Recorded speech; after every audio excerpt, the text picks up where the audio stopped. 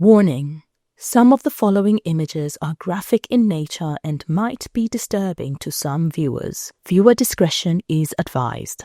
Some invitations do not arrive twice. They find you once in a quiet moment and whisper that you have been chosen. For Eliza and Bob, this place felt like a prize.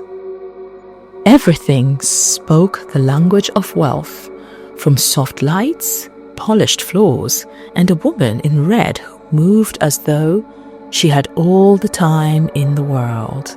It looked like the kind of boutique people post about later, the kind of story you tell to prove that your life is finally changing. A handwritten card, a private car, the whispered promise of an exclusive fitting in a place they have only ever seen in magazines. Eliza drifted towards an ensemble she had never allowed herself to ever imagine wearing. Bob looked on as if the price might decide whether he was a good husband or not. Servers galore to wait on you hand and foot, and bodyguards for your protection. Oh, the essence of privilege was undeniable.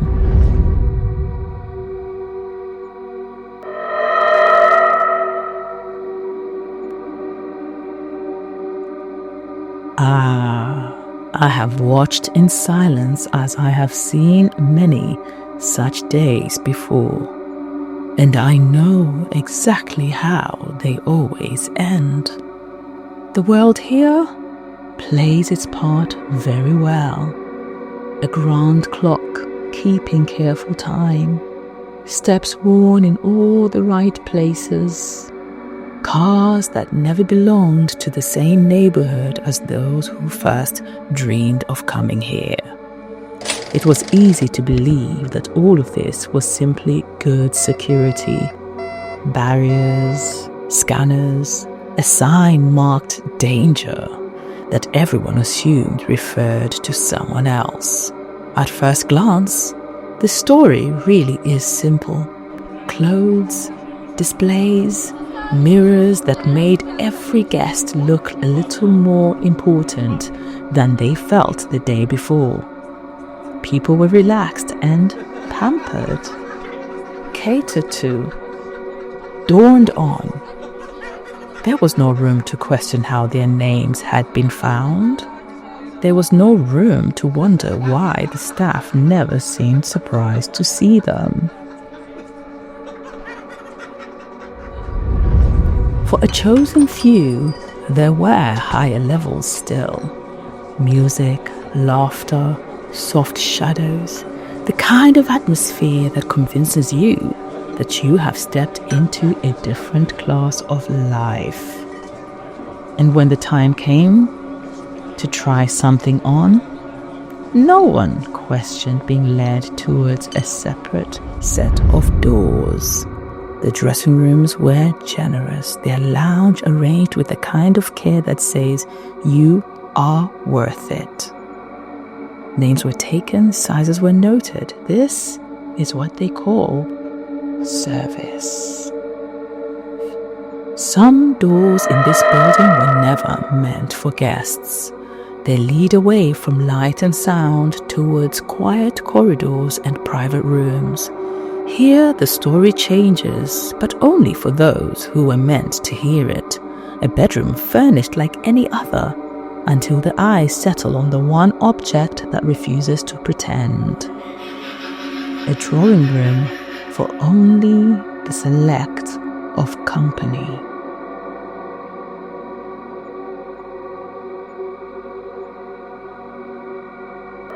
A kitchen where the glasses were never empty for long, and where the centerpiece on the island did not hold fruit or flowers, but something far more valuable to those who came here after dark. Even behind closed doors, every detail served a purpose.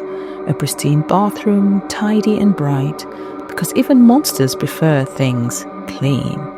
A wardrobe lined with options, each garment another variation of the same immaculate persona. Behind a curtain, a heavier truth waited. Metal, locks, silence. The vault did not only hold money, it held escape routes, contingency plans, and the proof that this business had survived far more than one curious visit. It is at this point that the house stops pretending to be a home.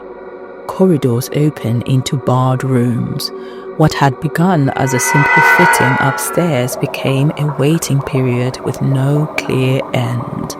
No one here had walked in by accident. Each file had been read. Each life had been weighed against the risk of someone noticing their absence. Precision replaced comfort altogether. This was the part of the building that existed only for profit. Bodies preserved rather than freed, systems quietly humming to keep them useful. Every drop accounted for, every schedule kept. Nothing was wasted. Nothing was sentimental. Down here, the woman in red does not need to pretend. Here, titles mean nothing, all reduced to the same word once the doors closed. Eliza understood first, the moment the lock shifted behind her. Bob understood when he saw her face through the bars and realized that there was nothing left to negotiate.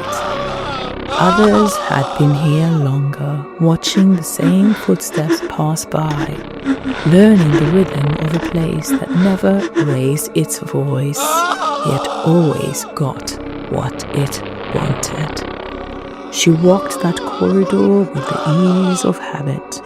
There was no triumph, no rush, only the steady confidence of someone who knew that no one would interrupt.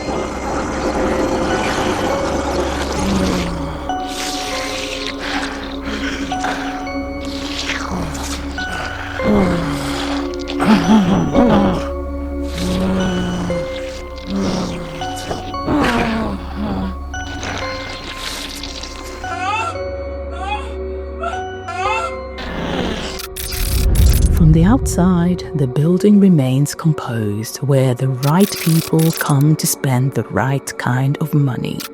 For most, this address will remain a rumor, a whisper for those who enjoy things that cannot be bought in ordinary shops. For her, this is simply ordinary. This is the story of simulacrum, very similar.